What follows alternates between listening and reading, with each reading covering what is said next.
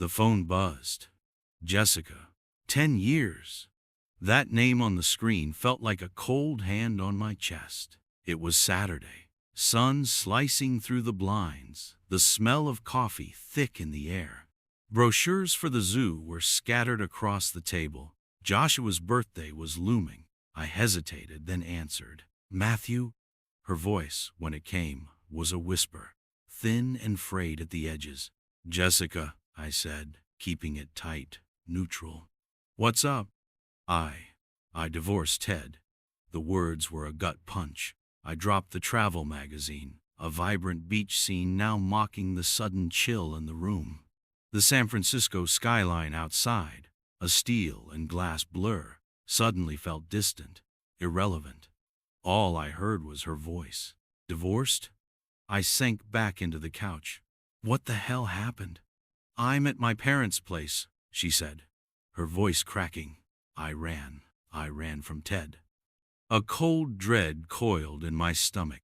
I thought she was happy. She always painted this perfect picture of her life with him. What do you mean, ran? My voice was sharper than I meant it to be.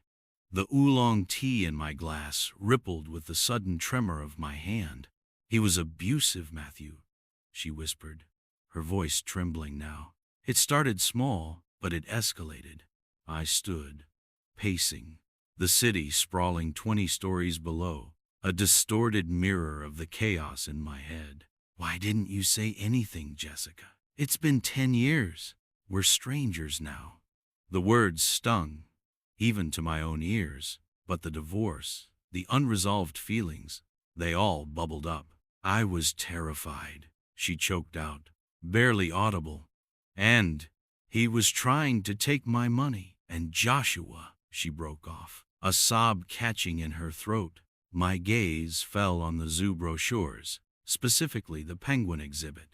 Joshua's always loved penguins. This weekend was supposed to be, for me, for planning, not this. Is Joshua okay? He's been acting off, hasn't he? Different? I struggled to keep my voice steady, recalling the recent video calls. Joshua had seemed quieter, less energetic. He's with me now, she said, her voice barely there. Matthew, I need your help. The fog hung heavy over the bay, the distant foghorns a low, mournful sound. The scene outside mirrored the uncertainty I was feeling. Can you take Joshua for a while? I'm a mess right now. And Ted, her voice was strained, broken. Emotions surged, anger, guilt, a protective instinct I hadn't felt in years. I tried to be a good father, monthly visits, those awkward phone calls, always trying to bridge the gap. Ted's smile, too wide, the manufactured kindness in his voice, they now felt like a calculated performance. Okay, I said, cutting through her panic. I'll take Joshua.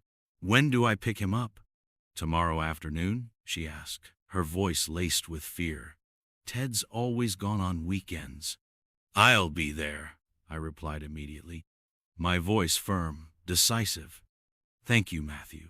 Relief mixed with a fresh wave of anxiety filled her tone.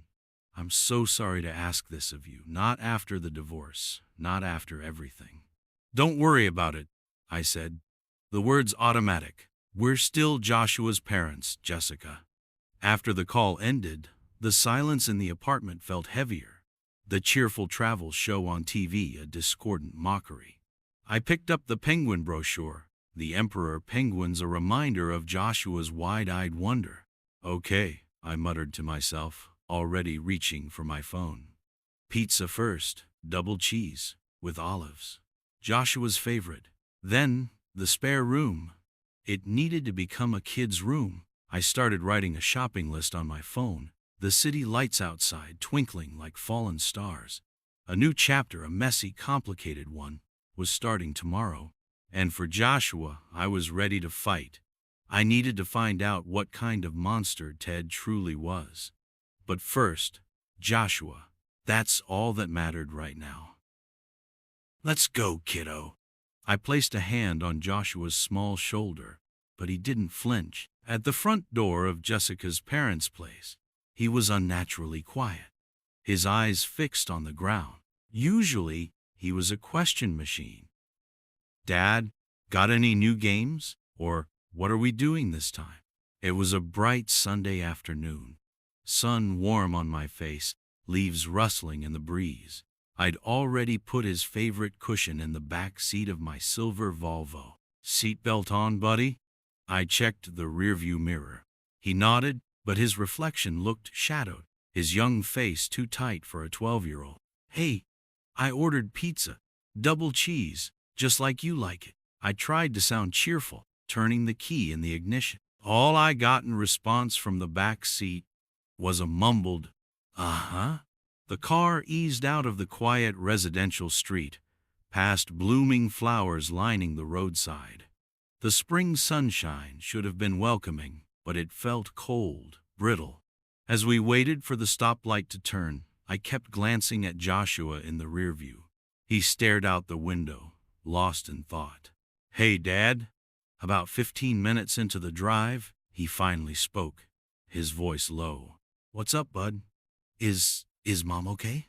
His voice caught on the last word. The worry in it felt older than he was. "She's fine, Joshua. Her mom and dad are with her." I gripped the steering wheel tighter, trying to sound reassuring. "But—" His voice trailed off, his gaze still fixed out the window. The light turned red and the car came to a smooth stop. "What is it? Are you worried about something?" "Nothing," his usual answer. But this time, it felt like a brick wall. Something significant, something heavy, was hiding behind that single word. "Joshua, it's okay to talk to me, you know that? I'm here to listen." The downtown skyline, with its sharp angles and soaring heights, slowly came into view. About Uncle Ted. The moment I heard his name, a chill went down my spine, a cold dread gripping my chest. I kept my voice even neutral.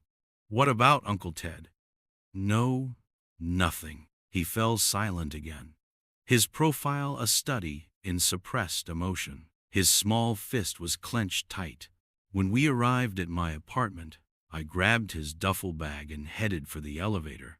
In the cramped space, Joshua stared at the floor, his silence a heavy blanket over the entire ride up to the 20th floor.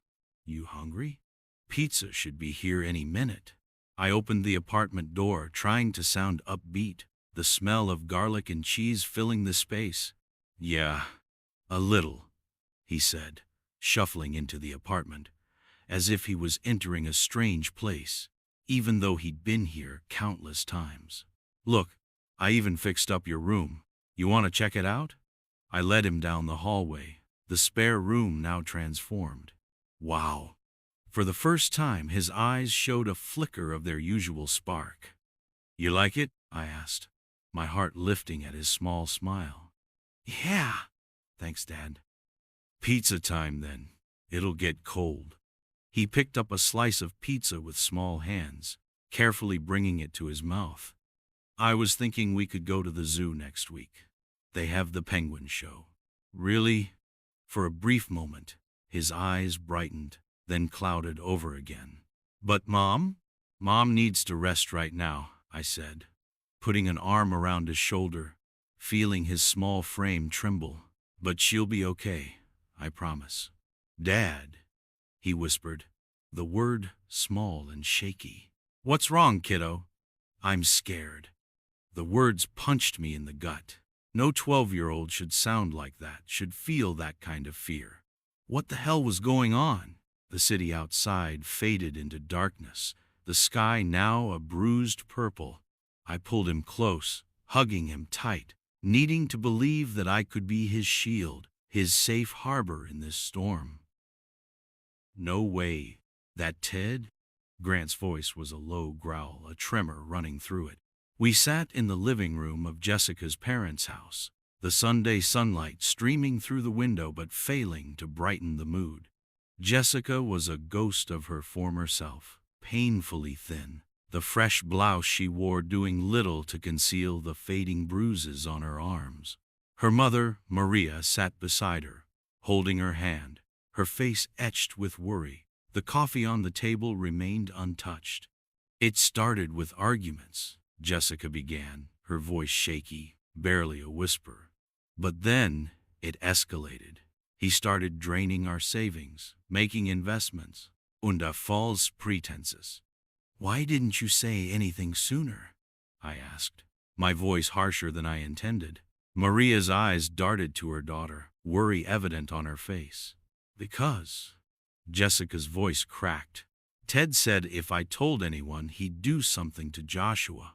The words hung in the air, a cold, heavy blanket over the room. Had he threatened my son, too? My fist clenched involuntarily. How much money did he take? Grant asked, finally finding his voice, his composure slipping. Over $500,000. Jessica barely breathed the words out. What? Maria exclaimed, her voice sharp with shock. Grant's face paled, and he stood abruptly, his chair scraping against the floor.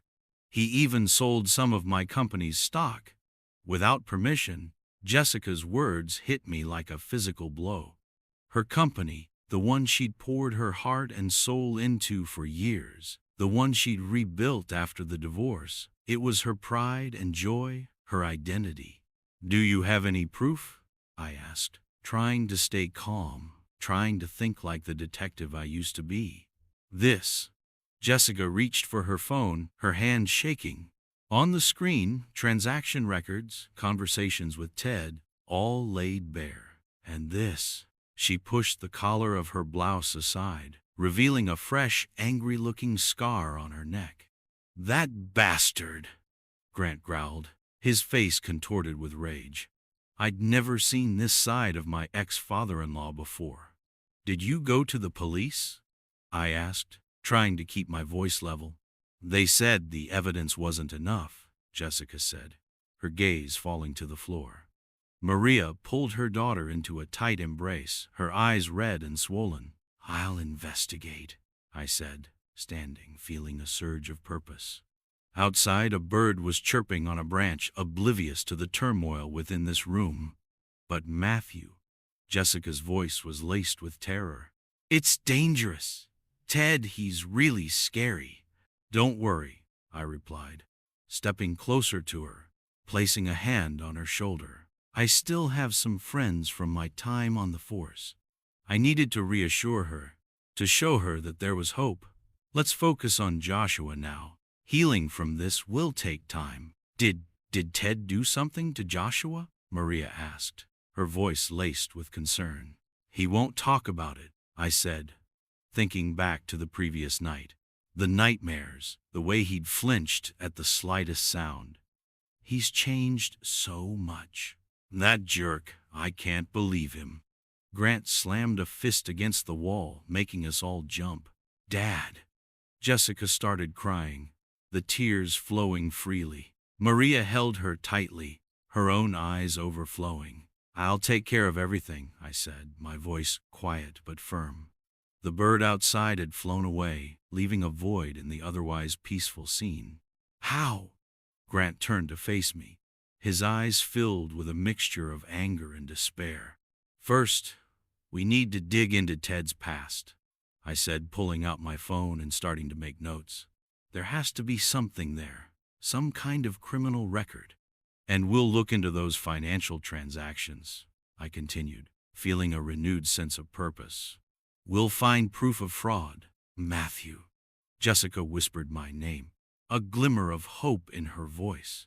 Don't worry, I said, meeting her gaze. I'll protect you both.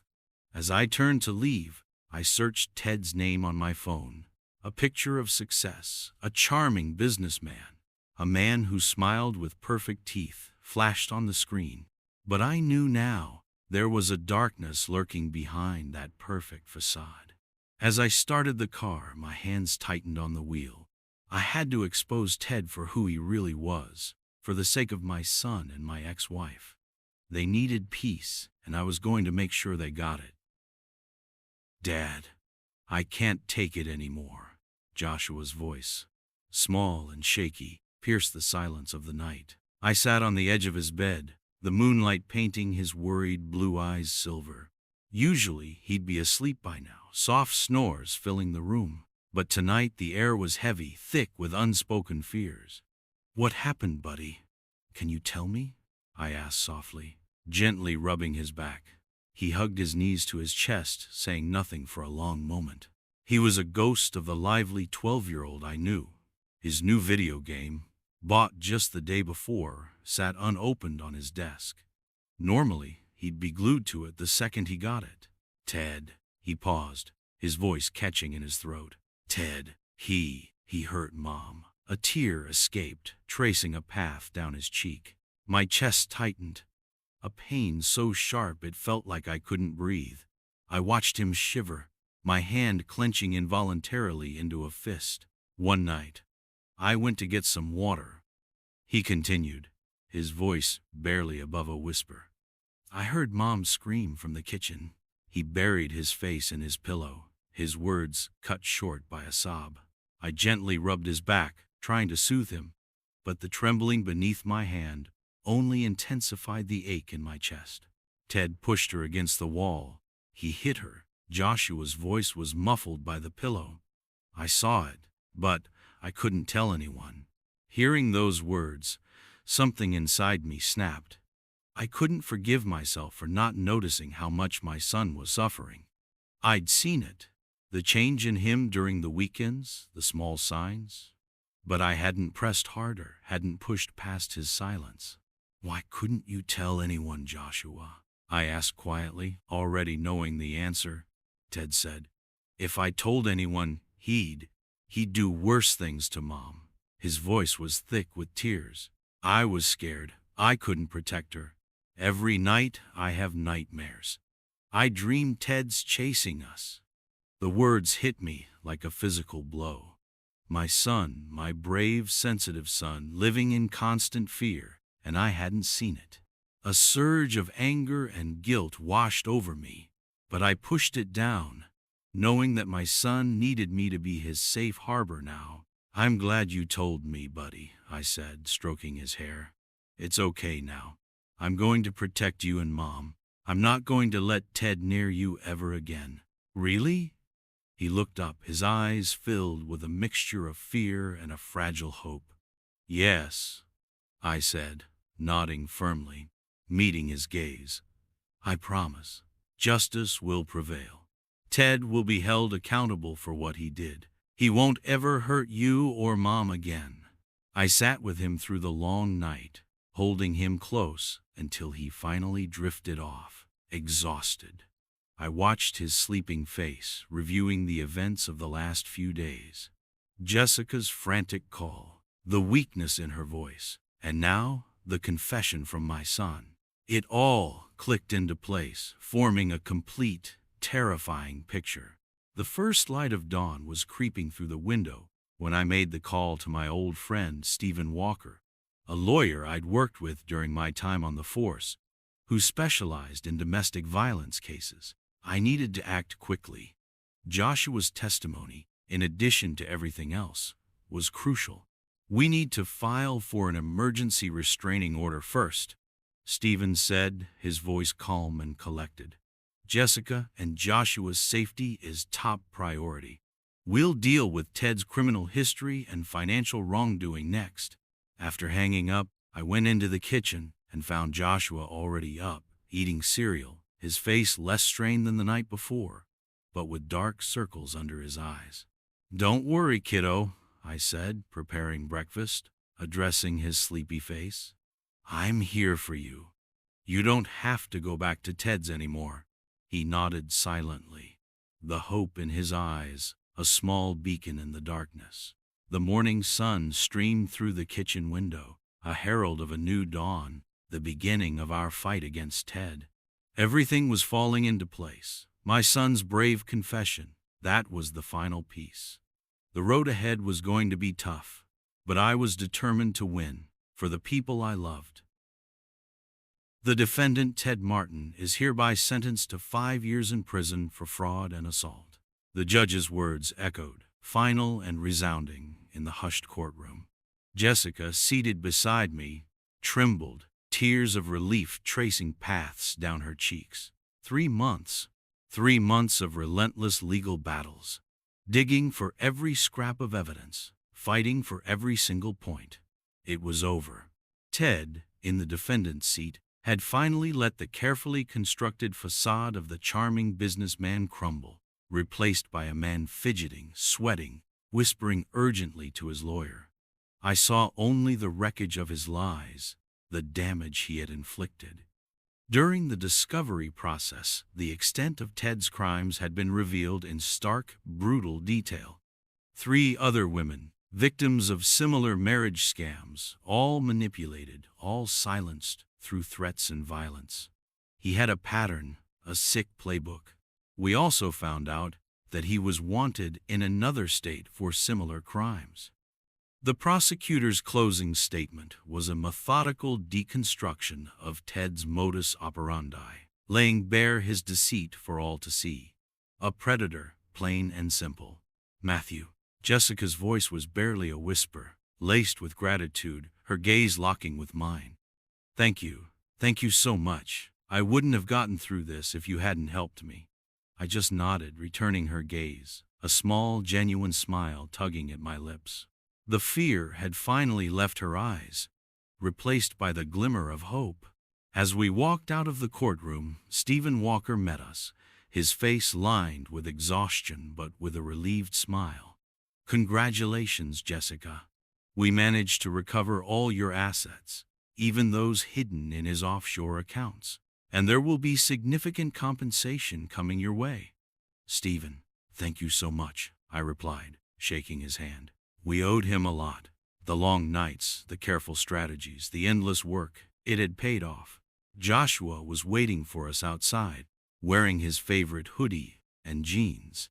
He rushed toward us, his face a mixture of anxiety and anticipation. Dad, Mom, how did it go? Is Ted. We won, Joshua, Jessica said, drawing him into a tight embrace, her voice now strong and clear. No one can hurt us anymore. Ted's going to prison for a long time to think about what he did. Tears filled my son's eyes, tears of release, of relief, not the frightened tears I had grown used to seeing.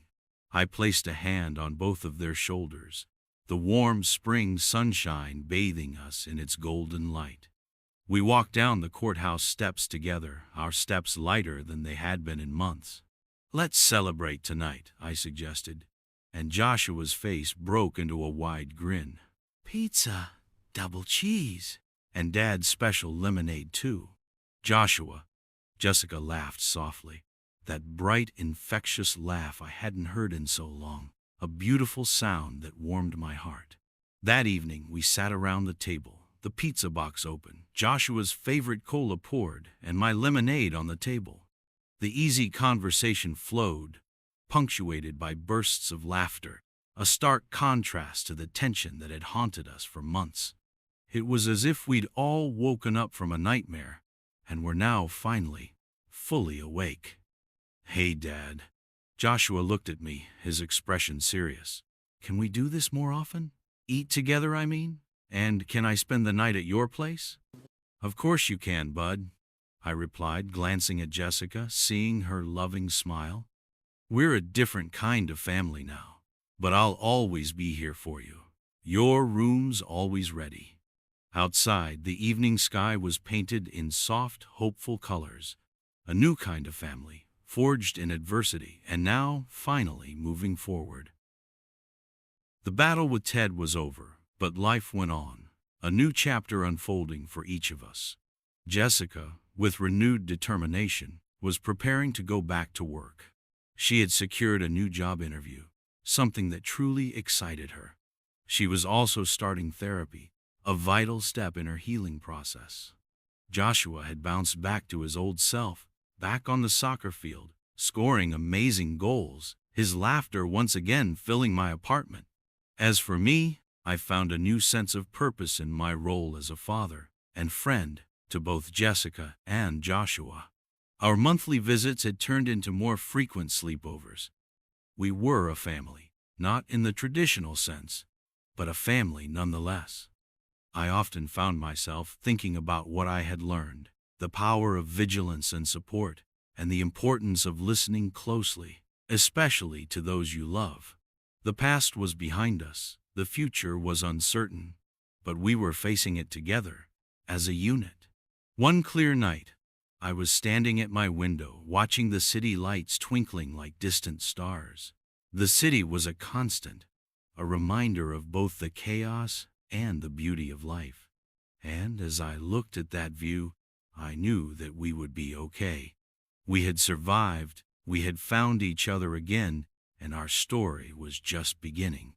We were a new family, a resilient family, and we would face whatever came next, together.